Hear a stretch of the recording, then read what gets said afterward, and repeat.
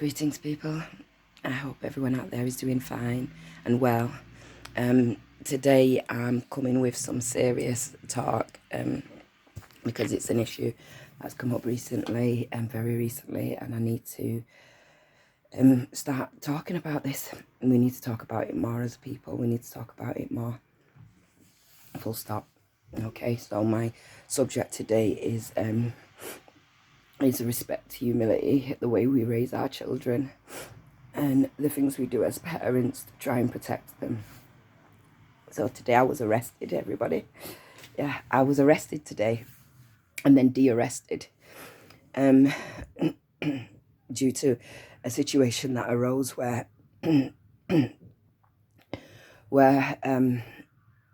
I went to defend not defend somebody, I went to persuade somebody to go to the police about an attempted molestation. Now, this molestation didn't happen immediately, as in it didn't happen today, last night. It happened a couple of weeks ago, and the person was feeling very anxious and about telling anybody, and was suffering major emotional hindrances because of it. Now, I know part of this is because of the way we are as a culture, the way we are as a community. We don't want people to feel pity for us or feel sorry for us for something that really has nothing to do with them. But this is an issue that has something to do with all of us, and that's why I have to talk about it today. Now,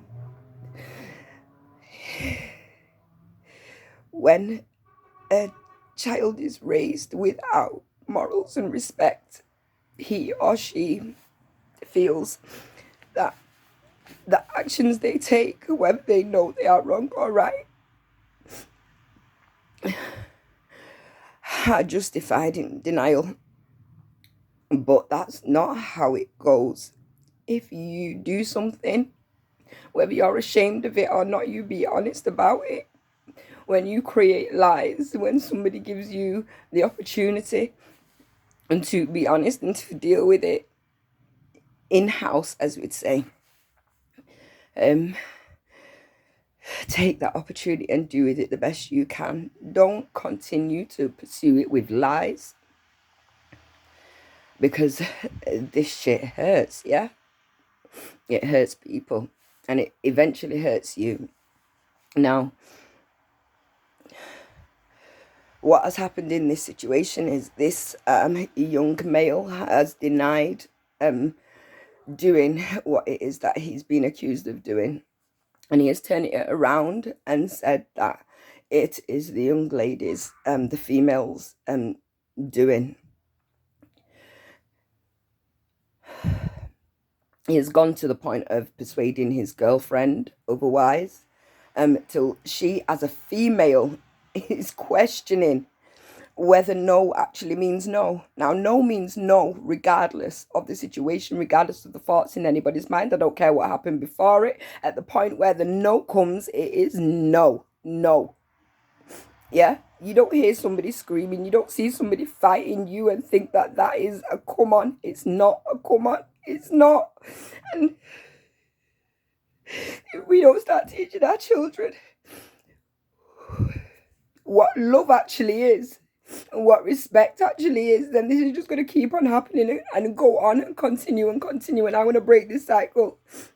As a community, we've got to do better. As a community, we need to tell people, no, that's not right.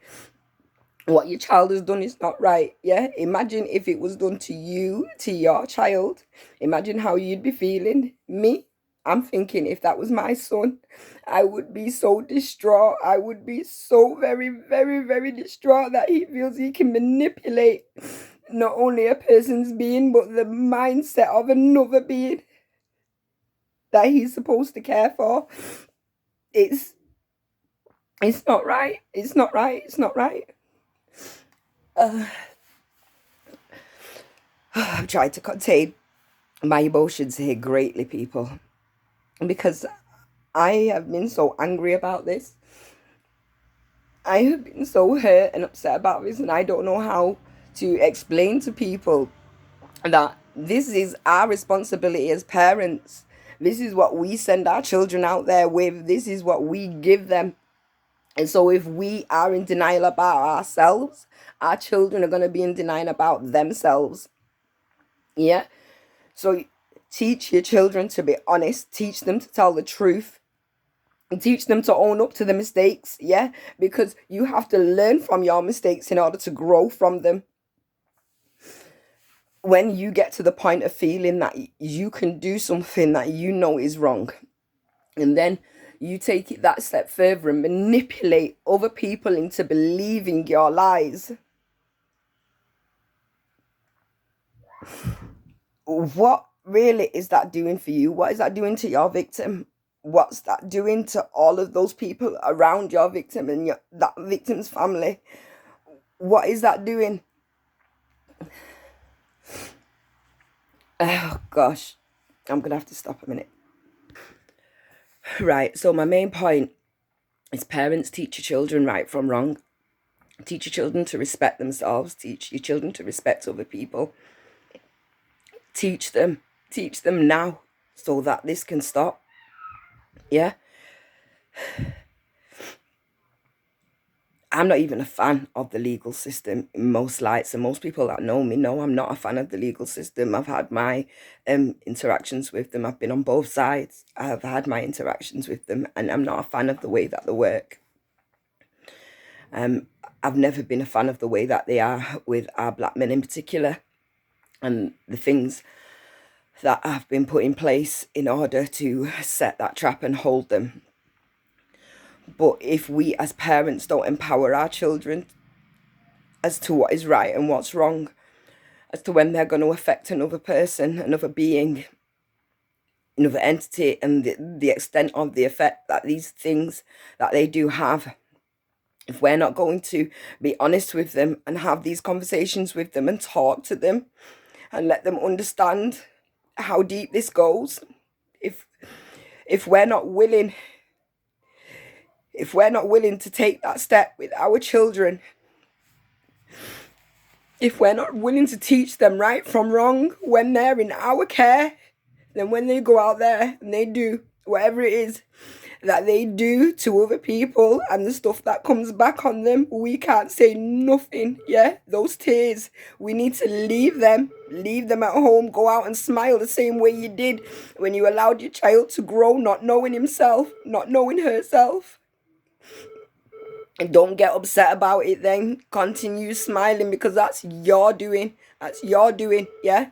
So if your child ends up with whatever karma coming back to them because of how you've allowed them to grow, know that was your responsibility as a parent. Know that.